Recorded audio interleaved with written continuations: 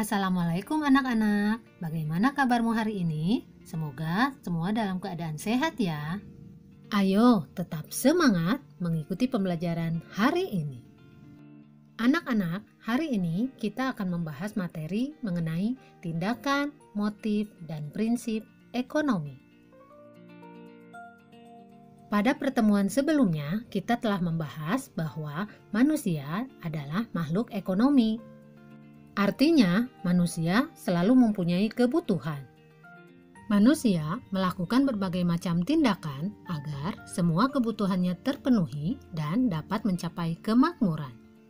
Segala kegiatan manusia untuk memenuhi berbagai kebutuhan hidupnya disebut dengan tindakan ekonomi. Bisakah kalian memberikan contoh apa saja yang termasuk tindakan ekonomi? Contohnya, ibu pergi berbelanja ke pasar.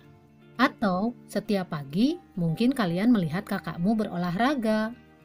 Dan saat ini kamu sedang belajar. Belanja, berolahraga, dan belajar adalah contoh tindakan ekonomi. Mengapa disebut tindakan ekonomi? Seperti yang sudah dijelaskan sebelumnya, tindakan ekonomi adalah segala kegiatan manusia untuk memenuhi berbagai kebutuhan hidupnya. Ibu berbelanja ke pasar untuk memenuhi keperluan keluarga, yaitu memenuhi kebutuhan primer maupun sekunder. Kakakmu berolahraga juga untuk memenuhi kebutuhan, yaitu kebutuhan jasmani agar badannya selalu sehat. Sementara kalian belajar itu juga untuk memenuhi kebutuhan, yaitu kebutuhan akan pendidikan. Nah, anak-anak, sudah paham kan apa itu tindakan ekonomi? Setiap orang melakukan kegiatan selalu didorong oleh keinginan untuk memperoleh sesuatu. Keinginan atau alasan yang mendorong manusia untuk melakukan tindakan ekonomi disebut motif ekonomi. Motif ekonomi dapat dibedakan menjadi 4 macam. Yang pertama, motif untuk memenuhi kebutuhan. Contohnya, ayah atau ibu bekerja untuk memperoleh penghasilan. Yang kedua, motif berbuat sosial.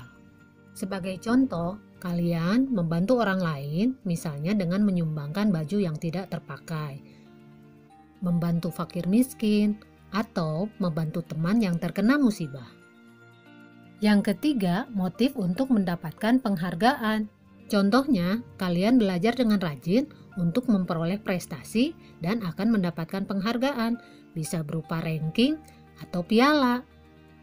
Dan yang keempat adalah motif untuk memperoleh kekuasaan.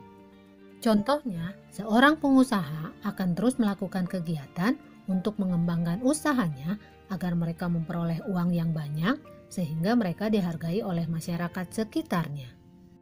Anak-anak, untuk melakukan tindakan ekonomi, kita harus menerapkan prinsip ekonomi. Apa itu prinsip ekonomi? Ayo, kita ikuti terus materi selanjutnya.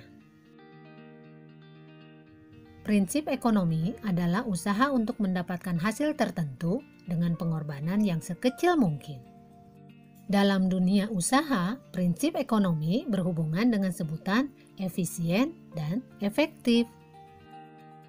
Efisien artinya kegiatan yang dilakukan tepat untuk mencapai target tertentu.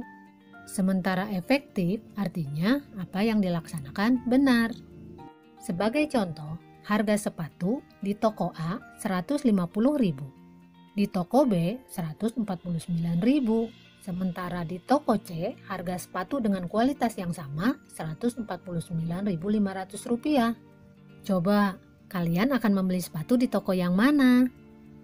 Ya, kalian pasti akan membeli sepatu di toko B, karena dengan kualitas yang sama, harga sepatu itu dapat lebih murah.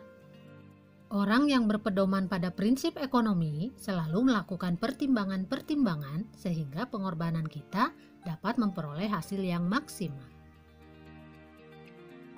Prinsip ekonomi dapat diterapkan dalam kegiatan ekonomi.